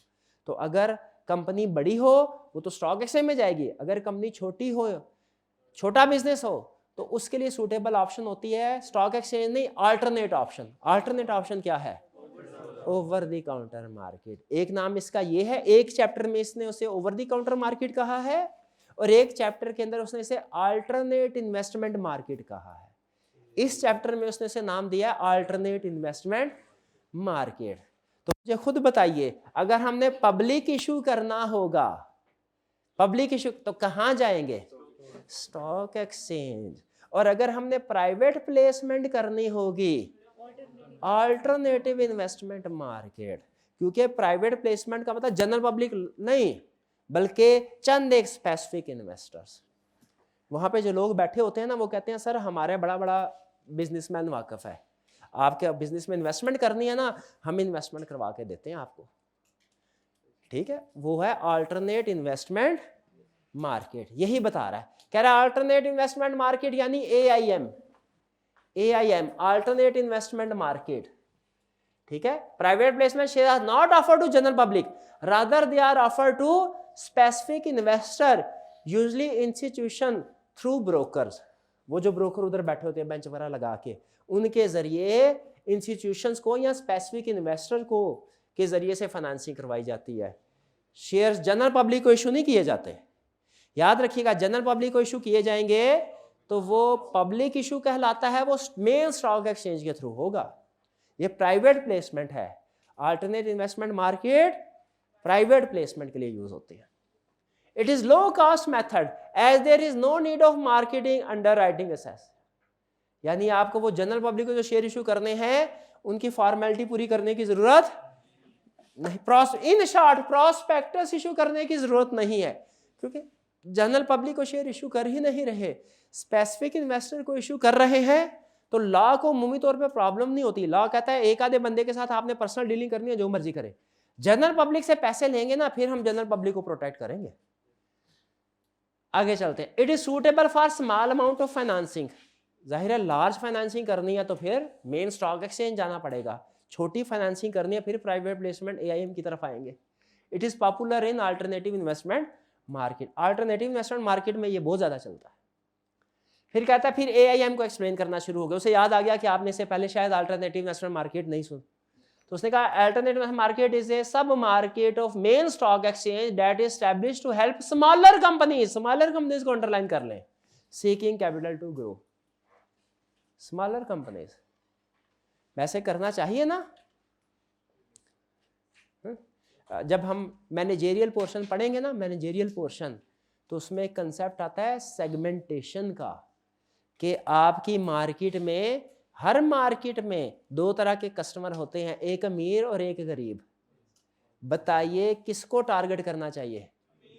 गलत, दोनों को। अमीरों से भी पैसे निकालने हैं, गरीबों से भी पैसे निकलवाने हैं, दोनों से कमाई करनी है। छीनने नहीं है, खुशी से देंगे। KFC में वही मिलता जुलता बर्गर AFC, JFC, HFC, वही मिलता जुलता बर्गर KFC, उधर 180 नहीं देंगे, इधर 580 दे देंगे। ये तरीके एडवर्टीजमेंट, सेगमेंटेशन। तो मार्केट में भी क्योंकि इन्वेस्टर हर तरह का, छोटा बड़ा, कंपनीज भी हर तरह की, छोटी बड़ी, तो उन्होंने उसको सेगमेंटेशन कर दी। उनका बड़ी कंपनीज है ना, उनके लिए मेन स्टॉक एक्सचेंज के दरवाजे खुले हैं, लेकिन छोटी कंपनीज को भी तो जरूरत पड़ती है ग्रो करने के लिए। उन्होंने कहा ये आके हमें तंग ना करे, बड़ा इन्वेस्टर लैदा हो, छोटा इन्वेस्टर लैदा। छोटे इन्वेस्टर के लिए उन्होंने अल्टरनेट इन्वेस्टमेंट मार्केट स्टैब्लिश कर दी। छोटा इन्वेस्टर उधर चला जाता है। क्लियर? यानी छोटा बिजनेस जिसको पैसों की जरूरत हो। नहीं, इसमें बैलेटिंग वगैरह नहीं होती, इसमें इतने होते ही नहीं। इसमें एक बंदा मिल जाए ना इन्वेस्टमेंट के लिए, वही बहुत है। वही बहुत है, बैलेटिंग के कारण, ठीक है। अच्छा, अब प्लेसिंग मतलब प्राइवेट प्लेसिंग। प्राइवेट प्लेसमेंट के फायदे क्या हैं as compared to public issue? Quicker है। अब पॉइंट मैं बताऊंगा, एक्सप्लेन आप करेंगे। क्विकर कैसे है? लीगल रिक्वायरमेंट्स ही कोई नहीं है, प्रॉस्पेक्टस ही कोई नहीं इशू करना, जाओ लेके आ जाओ, बिल्कुल। चीपर कैसे है? लीगल कॉस्ट जीरो है, कोई लीगल रिक्वायरमेंट्स नहीं है, ठीक है। हाँ, थोड़ा बहुत कमीशन देना पड़ेगा, ये नहीं है कि फ्री में मिल जाएगा। जो बंदा बैठा है ना, जो कंपनी को उस इंस्टीट्यूशनल इन्वेस्टर के साथ मिलवाता है, मिडल मैन, वो अपने पैसे लेता है, लेकिन बहरहाल फिर भी ये चीपर है, क्योंकि इसमें लीगल कॉस्ट वगैरह शामिल नहीं होती, अप्रूवल्स वगैरह लेने की जरूरत नहीं होती कहीं से। लेस डिस्क्लोजर ऑफ इंफॉर्मेशन, चूंकि जनरल पब्लिक को इशू नहीं कर रहे, तो जनरल पब्लिक को इंफॉर्मेशन भी शेयर नहीं कर रहे, वेबसाइट पे नहीं है। शाबाश शाबाश, कंसेप्ट याद है, लाग अच्छे कंसेप्ट है, good. Disadvantage of placing, disadvantage क्या है? Share are restricted to institutional investors. अच्छा, एक अपने सीनियर से मैंने एग्जांपल सुनी थी, लेकिन मैं वो बाय कंपनी नेम कोट नहीं कर रहा, क्योंकि मैंने खुद वो नहीं पढ़ी हुई थी, तो मैं खुद चूंकि उस पर कंफर्म नहीं हूँ, इसलिए मैं कंपनी नेम कोट, लेकिन मैं एग्जांपल आपके साथ शेयर कर देता हूँ। आपने कंपनी लॉ में एक कंसेप्ट पढ़ा होगा, फ्रेश इलेक्शन ऑफ डायरेक्टर्स का। उसमें वो ये बताता, जिन स्टूडेंट से नहीं पढ़ा मैं उनके लिए एक्सप्लेन कर देता हूँ। उसमें वो बताता ये है कि अगर आपके पास कंपनी के एक सर्टन परसेंटेज ऑफ शेयर्स आ गए ना, तो आप कंपनी के डायरेक्टर बन सकते हैं, ठीक है। अच्छा, अब एक पर्सन ऐसा था जिसकी समझ लीजिए मार्केट में कुछ उतना एग्रेसिव स्ट्रेटजी मेकिंग वाला बंदा था, उसको उस कंपनी के ज़्यादातर डायरेक्टर्स लाइक नहीं करते थे, ठीक है। तो उसने एक दफ़ा कहा जी मुझे इस कंपनी के 10% शेयर्स दे दें, कंपनी ने रिफ्यूज़ कर दिया।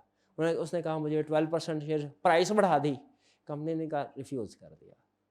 उसने क्या किया, मार्केट में गया, जो छोटे छोटे इन्वेस्टर्स होते हैं ना, छोटे छोटे इन्वेस्टर जिनके पास कभी 1,00,000 शेयर, कभी 50,000 शेयर, कभी 10,000 शेयर, आहिस्ता आहिस्ता आहिस्ता आहिस्ता करके चुपके वो शेयर बाय करना शुरू कर दिया, आस्ता आस्ता। अच्छा, कंपनी को इतना तो उन्होंने हिसाब रखा हुआ था कि नए शेयर इशू करने हैं ना, तो वो बंदे को नहीं करने, लेकिन जो स्टॉक एक्सचेंज में शेयर चले जाते हैं ना, याद रखें कंपनी का उसके ऊपर कंट्रोल नहीं रहता। वो स्टॉक एक्सचेंज में शेयर, वो शेयर होल्डर के हो गए, शेयर होल्डर जब चाहे जिसको चाहे बेच।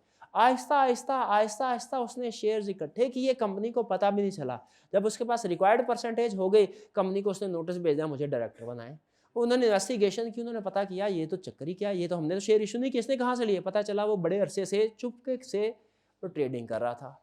फिर उसके बाद उन्होंने, कंपनी ने वो डायरेक्टर वगैरह उन्होंने शायद बना दिया था उसको, लेकिन उसके बाद कंपनी ने SEC से कहा, उसके बाद एक बाकायदा लॉ इशू हुआ था उसके बाद, कि पहले कंपनी की जिम्मेदारी होती थी कि जब शेयर इशू करेगी ना SEC रजिस्ट्रार को इन्फॉर्म करेगी वहाँ पे। फिर अब आप CFAP 2 में जाके पढ़ेंगे, जो शेयर होल्डर होता है उसकी भी जिम्मेदारी अब उन्होंने लगा दी। अगर उसके पास किसी कंपनी के शेयर एक रिक्वायर्ड परसेंटेज से ज्यादा हो जाए ना, फिर उस शेयर होल्डर की रिस्पॉन्सिबिलिटी है कि वो डिस्क्लोज करेगा वो, ताकि कंपनी अलर्ट हो जाए। पहले ये रिक्वायरमेंट नहीं थी, लेकिन बहरहाल रिक्वायरमेंट नहीं थी, उनका फायदा उठा लिया वो जो इन्वेस्टर था। तो यहाँ पे देखिए ये प्लेसमेंट का डिसएडवांटेज क्या है, चूंकि आप ज्यादातर शेयर्स एक ही बंदे को इशू कर रहे हैं, तो आप तो खुश हैं, मार्केट में खज्जल ख्वारी से बच गए, जगह जगह जाके मिन्नतें करने से बच गए, हमारे शेयर्स खरीद लो। एक ही बंदे ने सारे शेयर्स खरीद लिए, लेकिन इसका नुकसान आप भूल गए। नुकसान क्या है? आपके ज्यादातर शेयर्स एक ही इन्वेस्टर के पास हैं, वो आपकी कंपनी को कंट्रोल करने के काबिल हो गया है। 100 बंदों से हजार लेंगे ना, कोई आपके ऊपर रोब नहीं झाड़ सकेगा। एक बंदे से 1 लाख लेंगे ना, आपके ऊपर रोब झाड़ सकता है, ये बता रहा है इसमें। भाई समझ आ गया बेनिफिट, ये डिसएडवांटेज। चलिए आगे चलते हैं। नेक्स्ट है इनिशियल पब्लिक ऑफरिंग। यहां तक समझ आ गई? चेक पॉइंट यहां तक समझ आ गई? इनिशियल पब्लिक ऑफरिंग, कभी पैसे हों आपके पास, आपने इन्वेस्टमेंट करनी हो, ब्रोकर के पास अकाउंट खुलवाएं, मार्केट में शेयर्स ना खरीदिए, इनिशियल पब्लिक ऑफरिंग का इंतजार कीजिए। जो असल कमाई होती है ना, एक जैक लगता है जो, वो आईपीओ के शेयर बाय करने पे लगता है। नहीं, कभी कभार होती है, अलर्ट रहना पड़ता है, ध्यान रखना पड़ता है। इनिशियल पब्लिक ऑफरिंग है क्या? इनिशियल पब्लिक ऑफरिंग ये है, एक कंपनी जो फर्स्ट टाइम जनरल पब्लिक को शेयर इशू कर रही है। जनरल पब्लिक, ये आईपीओ दो तरह से आ सकता है, उसने ये एक्सप्लेन नहीं किया, लेकिन आईपीओ दो तरह से आ सकता है। एक आईपीओ इनिशियल पब्लिक ऑफरिंग का तरीका ये होता है कि नई कंपनी स्टार्ट हुई, उस कंपनी के पास शुरू से ही अच्छा खासा कैपिटल, कुछ बड़ा इन्वेस्टर होता है ना, वो कंपनी खोलता है ना, स्टार्ट से ही बड़े स्केल पे बिजनेस करता है, वो फर्स्ट टाइम जो इशू है ना, वही उसने जनरल पब्लिक को इशू करना है। तो वो अपना फर्स्ट टाइम ही वो पब्लिक कंपनी के तौर पे रजिस्टर करवाएगा, फर्स्ट टाइम ही आईपीओ हो जाएगा। ठीक है। दूसरा आईपीओ क्या होता है? एग्जिस्टिंग कंपनी प्राइवेट कंपनी है, प्राइवेट कंपनी वो काम करती, आहिस्ता आहिस्ता प्रॉफिट होता है, आहिस्ता आहिस्ता काम करती है, ग्रो करती है, फिर एक सर्टेन लेवल पे आके उन्हें लगता है कि अब हमारा बिजनेस स्टैब्लिश हो गया है, अब इसको बड़े स्केल पे लेके जाते हैं। बड़े स्केल पे लेके जाने के लिए ज़्यादा पैसों की ज़रूरत है, उसके लिए हमें इन्वेस्टर्स को अट्रैक्ट करना पड़ेगा। फिर क्या करती है प्राइवेट कंपनी? पहले अपने आप को लिस्टेड कंपनी में कन्वर्ट करवाती है। अच्छा, ये फ़र्क याद रखिएगा, पहले अपने शेयर्स को, जो पहले प्राइवेट थे, लिस्टेड नहीं थे, उनको लिस्टेड करवाएगी। इसे कहते हैं इंट्रोडक्शन। पहले क्या करेगी? शेयर्स को लिस्टेड करवाएगी। अभी इशू ने एग्जिस्टिंग शेयर को ही लिस्ट करवाया। जब प्राइवेट कंपनी थी ना, 10 मिलियन शेयर इशू किए थे। जब अब उनका इरादा बना हालात अच्छे हैं, आइंदा हमें जनरल पब्लिक को भी इंगेज करना पड़ेगा, करना चाहिए, तो वो क्या करेंगे? 10 मिलियन के बाद मजीद 10 मिलियन शेयर इशू नहीं किए, बल्कि क्या किया? 10 मिलियन जो अनलिस्टेड थे उनको ही स्टॉक एक्सचेंज में लिस्ट करवा लिया। इसे कहते हैं इंट्रोडक्शन। इंट्रोडक्शन मतलब इंट्रोडक्शन इन स्टॉक एक्सचेंज।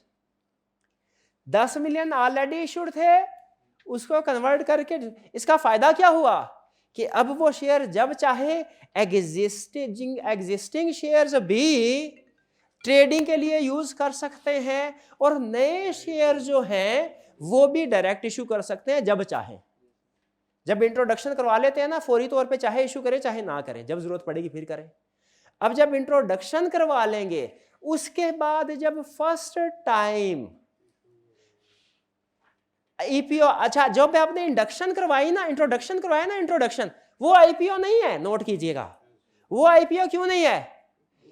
क्योंकि वो पब्लिक को ऑफर ही नहीं किए, वो तो ऑलरेडी इशूड थे, और इशूड चंद इन्वेस्टर के पास ही थे। हाँ, पहले इंट्रोडक्शन भी करवा सकते हैं, फिर इंट्रोडक्शन के बाद आईपीओ कर दें, ये भी ठीक है। और अगर आप डायरेक्ट ही बड़े स्केल पे करना चाहते हैं, फर्स्ट टाइम ही आईपीओ, वो भी ठीक है। आईपीओ समझ आ गया? अच्छा, आईपीओ में ना प्रैक्टिकली कुछ चीजें उसने किताब में लिखी नहीं हुई, मैं कोशिश कर रहा हूँ समझा, थोड़ा टाइम लग रहा है, लेकिन वो कंसेप्ट आपको ना ज्यादा डिटेल में चला समझ आ जाएगा, आगे किसी जगह किसी दूसरे कंसेप्ट में काम आ जाएगा। आईपीओ में मुझे बताइए प्रैक्टिकली सबसे बड़ी प्रॉब्लम क्या होती है? सर मैं देखता हूँ आप प्रैक्टिकल नॉलेज कितना है आप में। कंपनी बन के सोचना है, कंपनी बन के आप आईपीओ का देखिए। इंट्रोडक्शन में प्रॉब्लम नहीं है, वो हिंट दे देता हूं, इंट्रोडक्शन में वो प्रॉब्लम नहीं है। स्टॉक एक्सचेंज से क्लियर, वो तो इंट्रोडक्शन में भी लेनी पड़ेगी। जनरल पब्लिक को कन्विंस करना, ये भी इतनी बड़ी प्रॉब्लम है, जरूर इतनी बड़ी प्रॉब्लम है। मिनिमम सब्सक्रिप्शन भी प्रॉब्लम है, इतनी बड़ी प्रॉब्लम नहीं है। प्रोस्पेक्टस में नहीं प्रॉब्लम है, बड़ी प्रॉब्लम, सबसे बड़ी प्रॉब्लम। बाय कौन करेगा? नहीं, जितने ऑफर किए उससे कम ज्यादा नहीं। प्राइस, किस प्राइस पे शेयर इशू किए जाएंगे? अब मैं आपको एक, मुझे एग्जैक्टली फिगर याद नहीं है, लेकिन रियल केस था, मैं वो आपको बताता हूं, छोटा सा मतलब इंफॉर्मेशन आपके साथ शेयर करूं। आपने मुझे बताना है प्राइस सही चार्ज, सही डिसाइड हुई कि नहीं शेयर की। एक कंपनी, उसने फर्स्ट टाइम शेयर इशू करना, आईपीओ इशू करना है, उसने ब्रोकर को बुलाया, ब्रोकर को कहा है, ब्रोकर भाई तू स्टॉक एक्सचेंज में बैठता है, उठता बैठता है, सिक्योरिटीज का तुझे अंदाजा है, ऊंच नीच मार्केट में पता है कि सिक्योरिटी में कितनी जान होती है, जरा हमारी कंपनी का हिसाब किताब लगाओ और बताओ हमने जो आईपीओ करना है, बताओ नया शेयर कितने में इशू करें। अगर तो ऑलरेडी कंपनी के शेयर इशू हुए होते ना तो कंपनी ना सोचती। क्यों ना सोचती? क्योंकि मार्केट में शेयर प्राइस होती है, एग्जिस्टिंग शेयर प्राइस पे शेयर इशू करने होते हैं। उन्होंने कहा चूंकि एग्जिस्टिंग तो हमें नहीं पता मार्केट में शेयर कितने होते हैं, क्योंकि ये शेयर मार्केट में अभी बिक ही नहीं रहा, तो आप बताइए हमने शेयर इशू करना है कितने में बेचें। उसने हिसाब किताब लगा के बताया कि 75 रुपये का एक शेयर फेयर प्राइस रहेगी। कंपनी ने कहा अच्छा ठीक है। कंपनी ने आईपीओ इशू किया, आईपीओ किया 1 मिलियन शेयर्स के लिए 75 रुपये पे। एप्लीकेशंस आई 35 मिलियन शेयर्स की। इशू कितने करने थे? 1 मिलियन। 75। एप्लीकेशन कितने की आई? क्या शेयर प्राइस फेयर थी? बताइए, शेयर प्राइस कम थी कि ज्यादा थी? कम थी। शाबाश, कम थी। डिमांड बहुत ज्यादा थी। डिमांड बहुत ज्यादा, इसका मतलब है शेयर प्राइस, इसका मतलब है जनरल पब्लिक एक्सपेक्ट कर रही है कोई एडवांटेज इसमें जो कंपनी किसी वजह से परसीव नहीं कर पाई, या कंपनी ने ब्रोकर पे ज्यादा रिलाय किया और ब्रोकर ने जल्दी जल्दी में कैलकुलेशन करके दे दी, उसमें कोई 1 0 ऊपर नीचे हो गया। तो इसीलिए याद रखें, जो बड़ा इशू होता है वो क्या होता है कि हमने आईपीओ के अंदर कंपनी के पॉइंट ऑफ व्यू से बड़ा इशू क्या होता है कि प्राइस, और यही इसलिए मैंने कहा जैक लगते हैं। अब जिन जिन शेयर होल्डर, अब जाहिर है कंपनी ने तो 75 पे ऑफर कर दी थी, उन्हें तो बेचना था, तो अब जिन जिन के नाम निकल आए वो जिस दिन आईपीओ इशू होता है ना, अगले दिन उसकी प्राइस बाजुकात अगले ही दिन वो 3-3 4-4 गुना पे पहुंच जाती है अगले ही दिन, क्योंकि वो जाहिर है डिमांड ज्यादा होती है। तो इसीलिए आईपीओ जो होता है ये इन्वेस्टमेंट के लिए, अगर अपॉर्चुनिटी कम होती है, लेकिन अगर क्योंकि पाकिस्तान में इतना बिजनेस नहीं है, अपॉर्चुनिटी कम क्यों है? बिजनेस भाई जो एग्जिस्टिंग कंपनीज है वो ठप हो रही हैं, तो नई कंपनी ने क्या लिस्टिंग करवानी। बहरहाल, public offer means shares are offered to general public. Initial public offer और है public, initial public offer means when a company is first time offering share to general public in an IPO. अमूमी तौर पे इसे initial public offering नहीं बोला जाता, IPO बोला जाता है। जहां कहीं बिजनेस वर्ल्ड में आप सुनेंगे ना आईपीओ का लफ्ज। Offer price is decided by company and broker काम का नाना हुआ, इसको खुद को कुछ नहीं होगा, कंपनी को डुबो देगा। यानी जाहिर कंपनी डूब भी गई, जहां पे उसको ज्यादा पैसे 10 गुना मिल सकते थे वहां पे कम मिले। Normally large amount of shares is acquired by issuing house, that is investment bank, which are then offer to general public. बाजुकात ऐसा भी होता है कि एक अंडर राइटर होता, अंडर राइटर आपने सुना है कभी टर्म?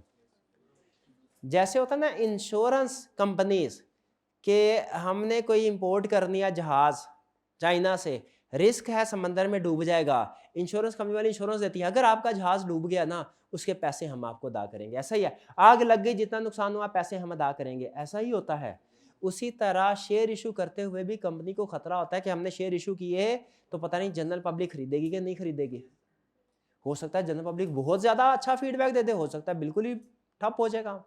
तो बाज़ औक़ात जो अंडर राइटर होती है नॉर्मली इन्वेस्टमेंट बैंक्स होते हैं, कंपनीज होती है, इंस्टीट्यूशनल मतलब कंपनीज, यानी जो इन्वेस्टमेंट बैंकर्स होते हैं, बैंक्स वगैरह, ये उनको कहते हैं कि आप हम गारंटी देते हैं जनरल पब्लिक खरीदेगी, नहीं खरीदेगी तो शेयर हमारे। आप ऐसा करें डायरेक्ट हमें इशू करें, पैसे पकड़ें, उसके बाद हम जाने जनरल पब्लिक जाने, प्रोसेस सारा फिर भी सेम होगा, जनरल पब्लिक को इशू भी किए जाएंगे, लेकिन जो शेयर जनरल पब्लिक ने नहीं खरीदे वो फिर इन्वेस्टमेंट बैंक अपने पास रख लेता है। अब नहीं, वेंचर कैपिटल बेसिकली इंडिविजुअल्स होते हैं, कंसेप्ट वही है, ये इंस्टीट्यूशनल इन्वेस्टर होता है। मैं क्लियर हो गया? और ये इंट्रोडक्शन मैंने आपको समझा ही दिया। इंट्रोडक्शन पता है क्या है? इंट्रोडक्शन अब थोड़ी सी हिम्मत करें, जो ऑलरेडी आपने कंसेप्ट पढ़े हुए हैं वो पढ़ा दो, ऑलरेडी पढ़े हुए हैं। राइट इशू और बोनस इशू पढ़ा हुआ कि नहीं पढ़ा हुआ? राइट इशू क्या है? हाँ, अभी भाई ने कहा सर एक्सप्लेन कर दें डिटेल में, वो एग्जिस्टिंग प्रीएम्प्टिव राइट में एग्जिस्टिंग शेयर, जब कंपनी ने सब्सिक्वेंट शेयर इशू करना होता है ना, एग्जिस्टिंग शेयर होल्डर को ऑफर करते हैं। अच्छा मुझे गैस करके मुझे बताइए, मैंने आपको बोला था कि 1 मिलियन शेयर्स ऑलरेडी इशू कर, 10 मिलियन शेयर ऑलरेडी इशूड है, 5 मिलियन और करने हैं, तो आपके ख्याल में क्या ऑफर इस तरह की जाती होगी, 10 मिलियन शेयर होल्डर, हमने 5 मिलियन शेयर इशू करने हैं, आओ आके ले लो। पहला शेयर होल्डर आके कहने लगा 5 के 5 मिलियन मुझे दे दो। सबको बराबर बराबर राइट दिया जाता है जितनी उनकी शेयर होल्डिंग है। यानी अगर 10 मिलियन शेयर्स हैं टोटल इशूड, 5 मिलियन मजीद करने हैं, तो अगर किसी के पास 10 शेयर्स हैं उसे 5 की ऑफर मिले, 10 शेयर्स हैं तो 5 शेयर मिलेंगे 10 वाले को, और अगर किसी के पास 2 शेयर्स हैं, 1 शेयर मिलेगा 2 वाले को, यानी 1 शेयर मिलेगा जिसके पास एग्जिस्टिंग 2 शेयर्स हैं। शाबाश। यहां पे अब देखिए क्या कह रहा है, right issue means issuing new share to existing share holders to raise finance, ये वही है preemptive right. A right issue of 2 for 5, 2 for 5 को अंडरलाइन करके स्टारिक मार्क कर ले। 2 फॉर 5 का मतलब 2 शेयर फॉर 5 शेयर, या यूं कह लीजिए इसको ब्रैकेट में 2 new share for every 5 shares held existing. जब कभी ये राइट इशू किया जाता है ना, तो उसके साथ ये फ्रेज बोला जाता है 2 फॉर 5। 2 फॉर 5 का मतलब क्या है, जिसके पास 5 है उसके पास 2। 3 फॉर 4 का मतलब क्या है, जिसके पास 4 शेयर है उसको 3। और 7 फॉर 5 का मतलब क्या है, जिसके पास 5 शेयर है उसको 7 शेयर मिलेंगे। इसका मतलब एग्जिस्टिंग से ज्यादा शेयर इशू कर। ये सेल में रखिएगा, नेक्स्ट चैप्टर में ये टर्म एक क्वेश्चन में यूज होगी। ये दो, एक पास्ट पेपर का क्वेश्चन भी आएगा और एक आपकी बुक का क्वेश्चन भी आएगा। 2 फॉर 5 समझ आ गया। ये थोड़ा सा कंफ्यूजिंग होता है, बच्चे कंफ्यूज होते हैं कि जिसके पास 2 शेयर्स हैं उसको 5 मिलने हैं, कि जिसके पास 5 शेयर है उसको 2 मिलने। इसमें आपने कंफ्यूज होना है, इसको क्लियर कर लीजिएगा इस एग्जांपल। और बोनस इशू का मतलब क्या है,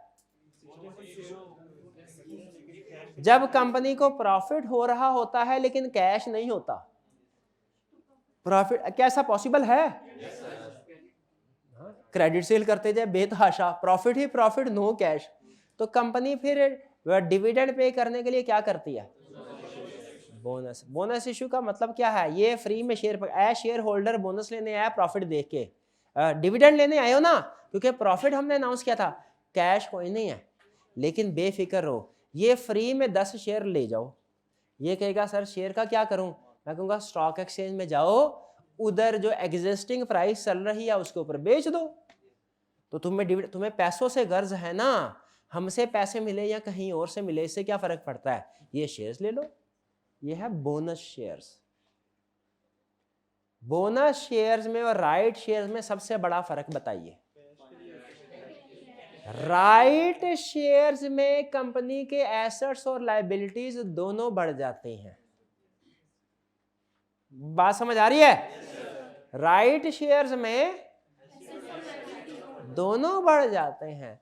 बोनस शेयर्स में ना एसेट बढ़ता है ना लायबिलिटी बढ़ती है, एसेट भी वही लायबिलिटीज भी वही। सिर्फ एंट्री क्या पास होती है, एंट्री जरा गौर से सुनिएगा, एंट्री पास होती है retained earnings debit share capital credit, इसे कहते हैं कैपिटलाइजेशन ऑफ रिजर्व। कैपिटलाइजेशन, ये आपने एंट्री कभी पढ़ी है? कहाँ पढ़ी है? R1 में पढ़ी हुई है। चेंजेस नहीं, ये ले, मैं समझ रहा था पता नहीं मुझे कितनी मुश्किल होगी समझानी कैपिटलाइजेशन ऑफ रिजर्व। ये पढ़ी हुई है कि नहीं आपने? कैपिटलाइजेशन क्या एंट्री थी, रिटेन्ड अर्निंग डेबिट, बस यही कंसेप्ट था, पढ़ के देख लें, देखें वही है, इसके बाद लेक्चर ही खत्म, और कुछ नहीं पढ़ाना हमने। Bonus issue means issuing new shares to existing share holder without raising any finance. New share issue करें विदाउट रेजिंग एनी फाइनेंस का मतलब क्या, 1 रुपया नहीं कंपनी को मिलना, 1 रुपया नहीं मिलना। कंपनी का फ्री में शेयर बेचती है कंपनी, लेकिन एग्जिस्टिंग शेयर होल्डर को डिविडेंड के तौर। Company capitalizes its reserve to issue shares, capitalizes its reserves to issue, it is normally done when company is not able to pay cash dividend. नहीं, क्या law इजाजत देता है पाकिस्तान का बोनस इशू करने के लिए? बिल्कुल इजाजत देता है, कंट्री इंटरनेशनली ये प्रैक्टिस है। Difference between right and bonus issue, in right issue cash is received by company, therefore asset and liabilities both increase, और इन bonus issue cash is not received by company, therefore assets are not increased, only reserve is capitalized, reserve is cap। जहां कहीं सुने reserve is capitalized, जहन में आ जाए bonus issue. कोई पूछे bonus issue का मतलब क्या है, आपने कहना reserve is capitalized। Bonus issue का मतलब क्या है, reserve is capitalized। Bonus issue का मतलब क्या है, reserve is capitalized। क्लियर जी? जी जी शाबाश, पूछे। एसेट्स बढ़ेंगे, लायबिलिटी, कैपिटल बढ़ रहा है, राइट इशू होगा। स्टूडेंट ने क्वेश्चन पूछा सर एसेट्स बढ़ेंगे लायबिलिटीज कैसे बढ़ेगी, कैपिटल भी एक लायबिलिटी ही है, तो एंट्री पड़ती है कैश डेबिट कैपिटल क्रेडिट, तो उधर से एसेट बढ़ गया, उधर से लायबिलिटी बढ़ गई, कैपिटल भी लायबिलिटी। और की क्वेश्चन जी? कंपनी 10 मिलियन शेयर है, उसका 10 शेयर होल्डर है, 1 मिलियन ईच के पास है, ठीक है, और कंपनी ने मजीद 5 मिलियन राइट शेयर इशू करने हैं। तो फॉर एग्जांपल ये तो बिल पे होता है ना, जो एग्जिस्टिंग शेयर होल्डर है वो ले ना ले। हाँ बिल्कुल। फॉर एग्जांपल दो ने ले लिए, 1-1 मिलियन आने थे ना, तो परसेंटेज के हिसाब से, तो बाकी जो 3 है वो भी लेना ही नहीं चाहते, तो दो में बांट। नहीं नहीं नहीं नहीं, वो फिर वो उधर कंपनी की मर्जी है, वैसे मर्जी है, चाहे तो उनको बांट सकते हैं, वरना चाहे तो आउटसाइड मार्केट सेल करेंगे, वो फिर राइट नहीं रहा उनका। राइट इशू में दोबारा क्वेश्चन आया, राइट इशू में एसेट्स तो बढ़ रहे हैं, लायबिलिटीज कैसे बढ़ रही है, कैपिटल भी एक लायबिलिटी है। बैलेंस शीट बनाते हैं, इस साइड पे एसेट्स लिखते हैं, इस साइड पे क्या लिखते हैं, हाँ हाँ बिल्कुल, वो भी एक लायबिलिटी, इसको हम कहते हैं इंटरनल लायबिलिटी, इंटरनल लायबिलिटी। नहीं नहीं, वो दोनों सेम इक्विटी में आ रही होती है ना, तो इक्विटी का ही एक सब है, कैपिटल रिजर्व एक हेड है, वो कैपिटलाइज हो रहा है। तो राइट इशू में लायबिलिटी कैसे बढ़ रही है, क्योंकि कैश आ रहा है, बदले में कैपिटल इंक्रीज हो रहा है। जी कुछ समझ आया? अच्छा, मैं थोड़ा जज करना चाहता हूं ताकि मैं डिसाइड कर लूं कि नेक्स्ट क्लासेस का टेम्पो क्या रखना है। आज का जितना हमने लेक्चर पढ़ा, जितने कंसेप्ट सीखे, नंबर ऑफ कंसेप्ट्स भी और उनकी कम्प्लेक्सिटी को भी सामने रखते हुए आपने मुझे बताना है कि क्या ये ज़्यादा था, क्या ये एवरेज था, या ये कम था। कितने स्टूडेंट्स का ख्याल है कि ये जो कंसेप्ट हमने पढ़े ये ओवर हो गए? कितने स्टूडेंट्स का ख्याल है, 2 स्टूडेंट, कितने स्टूडेंट्स का ख्याल है कि एवरेज है, और कितने स्टूडेंट्स का ख्याल है कि कम है, ज़्यादा नहीं?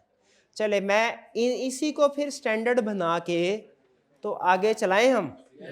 इसमें मुझे वैसे फील हो रहा है थोड़ा सा शायद ज़्यादा है, लेकिन आपने, चूंकि मेरा ये ख्याल था कि आपने कोई भी नहीं पढ़ा, आपने पहले पढ़े हुए थे, इसीलिए आपको हेल्प हो गई, लेकिन मैं नेक्स्ट जो है ना वो थोड़े कम ही रखूंगा, क्योंकि ज़रूरी नहीं हर कंसेप्ट आपने पढ़ा हो, ठीक है। बहरहाल लेकिन इसकी बेस पे, इस फीडबैक की बेस पे मैंने नेक्स्ट लेक्चर का टेम्पो डिसाइड करना है। आज लर्निंग ऑब्जेक्टिव 1 के एंड में जो क्वेश्चंस है ना, ये आपने रिटर्न फॉर्म में अटेम्प्ट करने हैं, ये आई कैप के नहीं है। आई कैप के जो क्वेश्चंस होंगे ना, उनके एंड पे आई कैप का रेफरेंस आएगा, ये आई कैप के क्वेश्चंस नहीं है, आपने इनको रिटर्न फॉर्म में अटेम्प्ट करना है। चूंकि पेपर में एमसीक्यूज भी आएंगे, इसलिए प्रैक्टिस में एमसीक्यूज भी शामिल है, एमसीक्यूज में आपने सिर्फ करेक्ट ऑप्शन लिखे काफ़ी है, लेकिन ये सारे रिटर्न फॉर्म, और कोशिश करनी है पहले सोचे, इसमें छोटी छोटी बिजनेस सिचुएशंस हैं, लेकिन जब वो आप सोचेंगे ना तो आपका जो बिजनेस इंटेलिजेंस है उसको इम्प्रूव करेगी। ये ख़ास तौर पे ये जो सोचना है ना छोटे छोटे सवालों पे, ख़ास तौर पे केस स्टडीज़ करते हुए आपके काम आएगा। और उसमें कुछ क्वेश्चंस ऐसे हैं जो न्यूमेरिकल क्वेश्चन पे बेस कर रहे हैं, तो न्यूमेरिकल क्वेश्चन भी छोटे छोटे, क्योंकि मेरी ये होगा तरीकाकार, ये होगा एकदम से बड़े क्वेश्चन पे आपको नहीं लेके जाना, पहले छोटे, वरना शायद मैं पहले कॉस्ट ऑफ कैपिटल डायरेक्ट शुरू कर रहा होता। पहले छोटे छोटे कंसेप्ट बिल्ड करने हैं, फिर उसके बाद तस्वीर के जो पीसेस हैं उनको जोड़ के बड़ी तस्वीर बनानी है, पहले बड़ी तस्वीर नहीं बनानी। तो ये जो उसमें कुछ क्वेश्चन है ना वो छोटे, जैसे ये एडजस्टमेंट एक बड़े सवाल में टेस्ट हुई है, ये वाली एडजस्टमेंट, ठीक है, चैप्टर तो मैं चाह रहा हूँ पहले आप इसका मतलब समझ लें क्या है, फिर उसके बाद उधर कैलकुलेशन करना आपके लिए आसान हो जाएगा कि कितने शेयर बनते, एग्जिस्टिंग कितने हैं, कितने शेयर आ, कैलकुलेशन आसानी से हो जाएगी। ठीक है जी, तो ये आपने असाइनमेंट लाजमी करनी है और रिटन फॉर्म में करनी है। आज का लेक्चर यहाँ ख़त्म करते हैं, अल्लाह हाफिज़।